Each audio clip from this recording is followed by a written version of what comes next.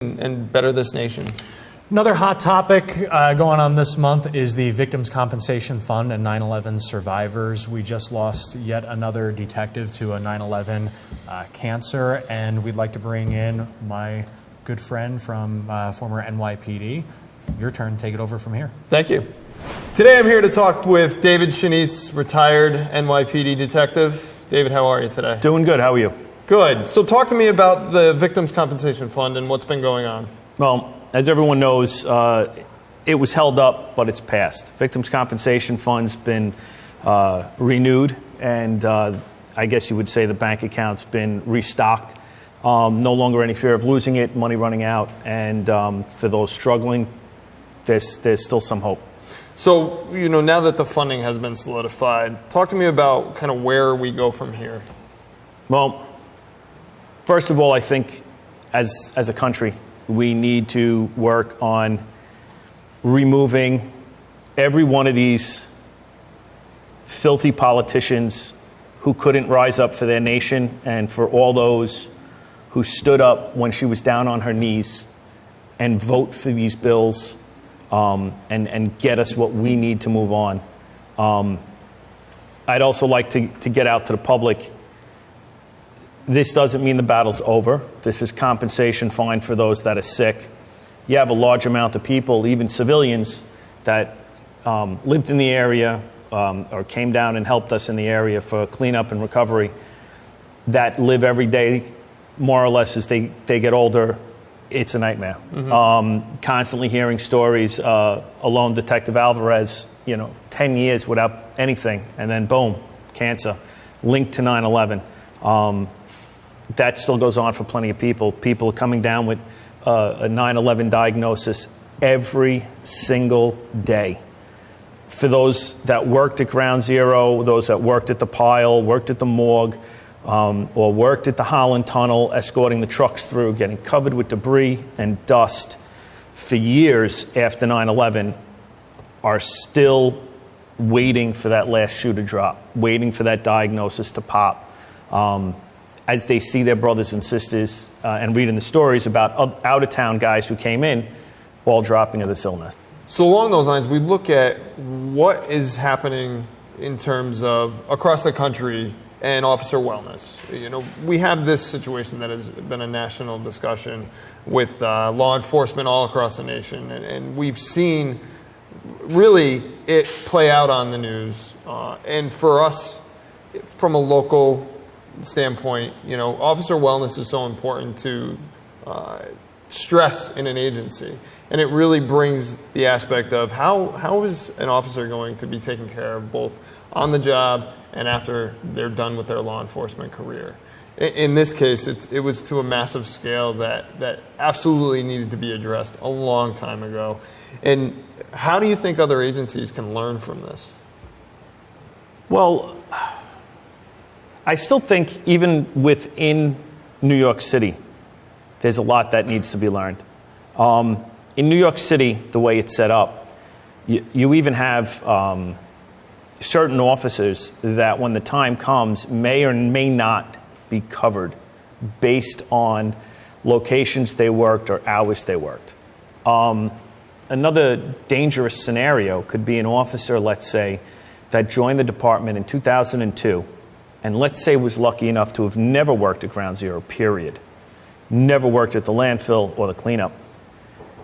Comes down with a rare form of cancer that's genetically tied to 9/11, being the studies have been done, and may get denied because he's never worked in the right area. Mm-hmm. And the problem being, and the possible reason why he contracted, whatever horrible disease it may be, was he rode in an RMP, a radio motor patrol car, that was down at Ground Zero on a hot day or a cold day where that heater was blowing, the air circulator was not on, and it sucked in all that debris, and then you rode it 8 hours a day, 5 days a week, month after month, until the city finally said, oh crap, time to get it to the landfill and crush it. Now they're coming down with these diseases, and they have to worry about whether or not they're going to be taken care of. And the same, I would say, could go down with even families in these buildings. I can tell you right now, guaranteed, not all these buildings were scrubbed. Not all these HVACs were scrubbed. There was no way to do it. And they certainly weren't going to level every building. They weren't going to crush every car. Families were exposed because officers, I know I many a times worked the Holland Tunnel and came home completely white ash.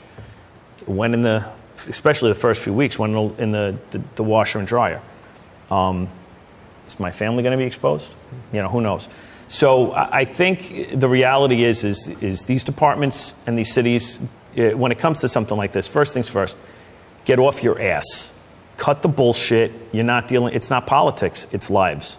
And let's do the right thing. Stop being afraid of offending people, hurting people.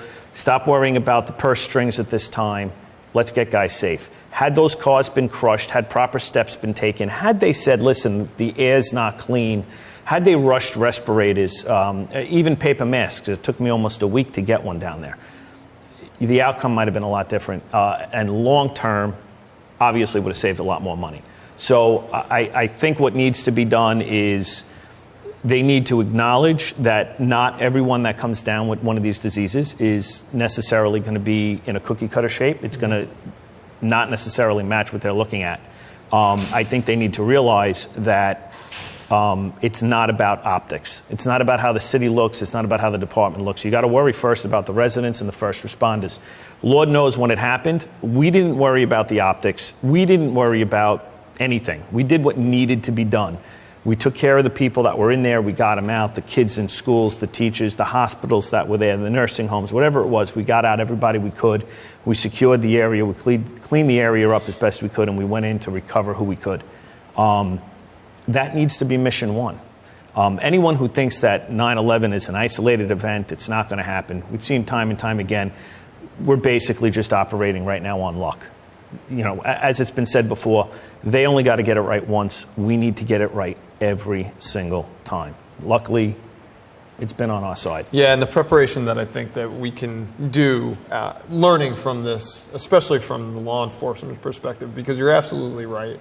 When something like this happens, law enforcement officers are not thinking about 20 years down the road. They're thinking about then and there and what they need to do to resolve the situation at hand. Absolutely. I want to tell you how thankful I am that you came out to talk to me about this today. I appreciate it. The actions of those officers and everyone, the fire department, the civilians, anybody who went down there is absolutely one of the reasons why I got into law enforcement. And there's nothing more than I can say that.